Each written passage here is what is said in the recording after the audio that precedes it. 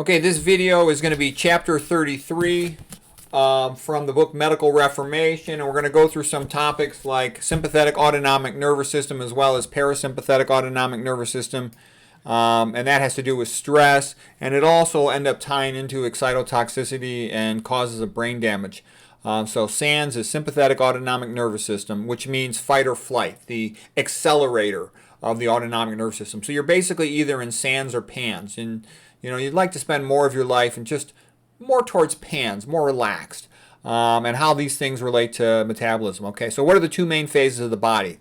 Well, what are the main phases of human metabolism? There's postprandial. Prandial means eating, so after eating, belly full phase. And certain things happen at that time. Insulin comes up, pushes the glucose into the skeletal muscle, for example.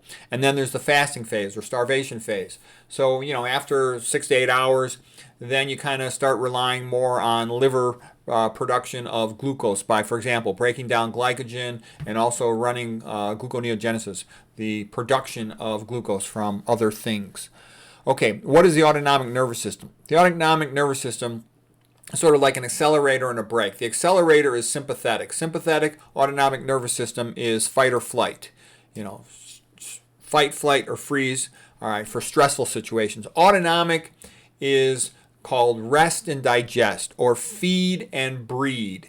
Okay, so for sex, for just sleeping, taking it easy, digesting your food. And you want to spend more of your life in more of that, PANS, parasympathetic autonomic nervous system. It's just easier to call them PANS and SANS.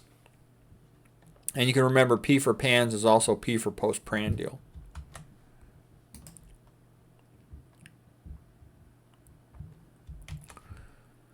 Okay, let's see. Why does the body separate the two? Because they're different. Because the body has limited resources. Okay, it has a limited amount of blood, a limited amount of ability to make ATP, and it also needs to sleep to clean the neurons at night. So SANS is like for the hunger phase. It'll perk you up. Like when you wake up in the morning, you get a burst of cortisol to give you energy, to raise your blood glucose levels, so you'll have the energy to go find some food. In addition, you get ghrelin from the stomach, G for ghrelin, G for gastric. It kind of activates your hippocampi, your memory centers, makes you more alert. A hungry animal needs to be smart so it can go find some food. What's the best time to sleep? When you got a full belly at night, okay? That's why you want to do your challenging intellectual work first thing in the morning when you're smartest. When an animal's got a big belly, it don't need to be smart. It's a good time to go to sleep. Okay, sympathetic activation can be mild, moderate, or complete. A mild sympathetic is just waking up in the morning, going to school, going to work. Moderate sympathetic might be studying for your exams, a little bit more serious, or getting ready for an athletic competition. Okay, complete SANS is when there's real, true physical danger. You're walking down a path in the forest and all of a sudden there's a bunch of coyotes in your path, okay? Or being chased by a tiger in the dark. That's the metaphor that all medical students use to learn the manifestations of stress, okay? Blood pressure goes up, your heart rate goes up, your pupils dilate, you get a little sweaty, you become more blood's diverted to your muscles so you become stronger, you can run faster. Blood to the gut is shut down. When you shut down blood to the gut, that can also increase your risk of leaky gut. That's why excessive stress will cause leaky gut. Okay, cortisol and catecholamines, they'll both increase blood glucose, so they'll cause insulin resistance. That's why chronically being psychologically stressed, drinking caffeine, sleep deprived, has the same hormones get elevated. All those things will increase your insulin resistance, your tendency towards diabetes. A little bit of stress is what you need for an acute physical situation, but chronic high rates of stress tend to increase your risk of obesity, of course, because you got elevated blood glucose and lipids and more tendency towards diabetes. I used to know a lot of good surgeons who were fat, and I think it's because they were stressed out. They're working long hours, often on frequent call, and taking on these incredible workloads. Okay, the old joke used to be that surgeons are the best people to marry because they work all the time, they make lots of money, but they're never home, they never spend any of it, so the wife just gets to spend all their money. And if he complains about it, she'll just divorce him and keep all his money, so the poor guy's screwed. The Duke University, a real theoretically great surgical program, used to brag about almost all of its residents being divorced. That was considered like a badge of honor because they were such workaholics. Clotting factors in the blood are also increased. Imagine the tiger scratches you, so you want the blood to clot faster in case the tiger scratches you, you don't bleed too much or bite you. Okay, how does mild to moderate SANS make us smarter?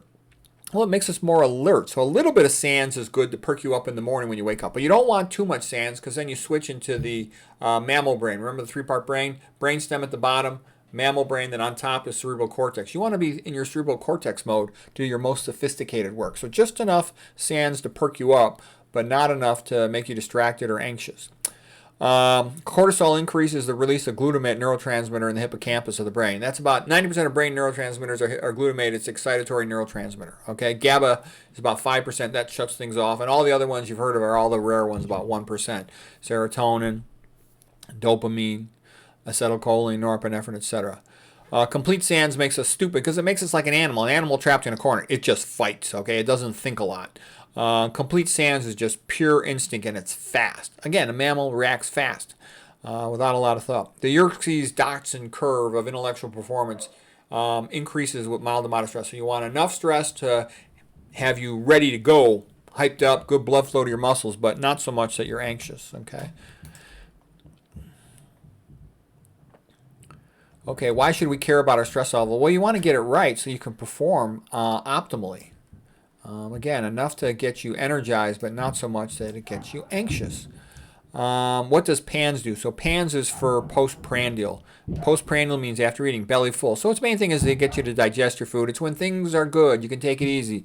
You had a nice meal. You go to a movie with your girlfriend. Okay, you have a nice meal. You're in a good mood. You're relaxed.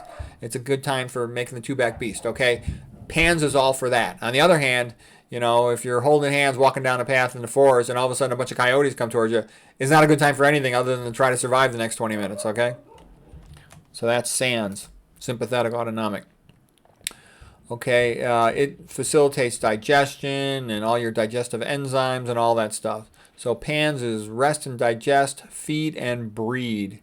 And rest is when the body repairs itself. It's the best time for healing anything. It's the best time for the brain neurons to clean themselves. They can't go offline in the day. You're busy awake. You got to be alert to survive. And when you're asleep, the neurons can release their pump their waste products into the extracellular matrix, and then the cerebral spinal fluid permeability is increased to the brain parenchyma to rinse away the waste products. So you clean your neurons and they're fresh in the morning and ready to go. The brain has to maintain precise neuronal gradients in the daytime while you're awake, negative 65 millivolt plasma membrane electrical potentials. Okay, that's why we have a blood-brain barrier in the daytime and after eating to keep the brain parenchyma precise in its ionic gradients. Okay, so PANS and SANS are a little bit like a seesaw. When one goes up, the other goes down, and you'll often have, you know, a certain amount of balance of both of them. But it's kind of good to understand a little bit how your body works, and you can kind of tweak it to get the best results. The brain hormone of SANS is cortisol, and kind of the brain hormone opposites of cortisol are oxytocin and melatonin. Melatonin is especially for helping you sleep, and it's also an antioxidant. Okay, oxytocin is especially for feeling warm and safe and loving, so it's the love hormone, whereas cortisol is a stressed out, hyped up hormone, you know, insomnia, okay? And you need cortisol. Without cortisol, you wouldn't be able to handle your acute stress events, and you need to handle those to survive. But you want more oxytocin, love in your life, and more sleep. Most of us do. Okay, oxytocin, you feel safe, all good. Okay, sodium and calcium are the electrolytes that promote SANS. Yeah, if you're eating more sodium and calcium, you'll trend more into SANS. So this is a little bit of the kind of stuff that relates to food and mood. So people often dramatically improve their moods when they go from eating a meat diet with processed food that's high in sodium and calcium to a plant diet that's more high in potassium and magnesium. Okay, these promote PANS nervous system. Magnesium, think of M for magnesium, M for mellow out. Okay, it blocks the NMDA receptor for glutamate in the brain and hippocampal neurons, so it'll decrease excitability of the brain central nervous system. The vitamins in plant foods like vitamin C help promote PANS. The toxins in meat and processed food like iron help promote SANS. Because again, you want to go into SANS when you need it, but you want to spend more time towards PANS. Most of us spend too much time in SANS, sympathetic autonomic nervous system. Okay, the SAD diet has a tendency to promote SANS. It has an excess of sodium, calcium, and iron, and a relative lack of potassium, magnesium, and vitamin C. So again, this is food and mood, because it's been shown in children, it's been shown in adults, and I know from my own personal experience that I mellowed out in a good way as I became more of a vegetarian and a vegan. Okay, we talked about the brain cleans itself when it sleeps with the lymphatic system. I had a whole separate chapter on that. Okay. Oh, another reason I said, one of the reasons why I believe in God is the complexity of the brain. Gosh, there's 100 billion neurons, and there's about 10 times as many supporting cells, and then there's like over a trillion synapses, and then they have to connect to all the other parts of the body. That's just way too complex to correctly happen all the time in all these people. It's amazing, the primordial soup metaphor of a bucket of pond scum with a lightning bolt creating modern sophisticated life. It's nonsense, okay? All right, lymphatic. We talked about lymphatic system to clean the brain. Getting a little redundant here. We're smartest when we wake up in the morning because our brain cells are cleaned. How can we induce PANS? Just by mellowing out, or you take a big nap and that can get you to sleep. Also, things like beautiful nature, thinking about your purpose in life, being around people you like.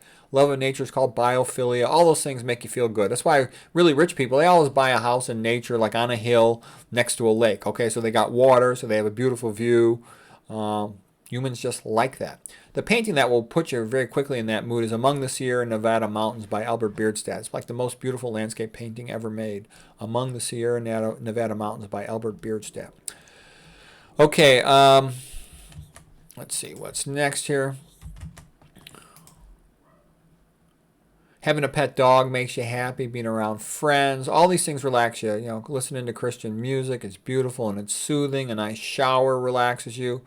We talk about the importance of having a good carbon water filter, at least to get the estrogenics out of there. Even better, to sometimes remove some of these other things. The chlorine is also removed by the carbon filter. Doesn't remove fluoride though. You'll need a reverse osmosis, and potentially some of those newer things can do it. Distillation can too, but distillation's cumbersome. Okay. For men, making the two-back beast helps them a lot to sleep. According to my wife, it's not as helpful to women. Religion can increase PANS by giving a person a sense of purpose, meaning, and safety.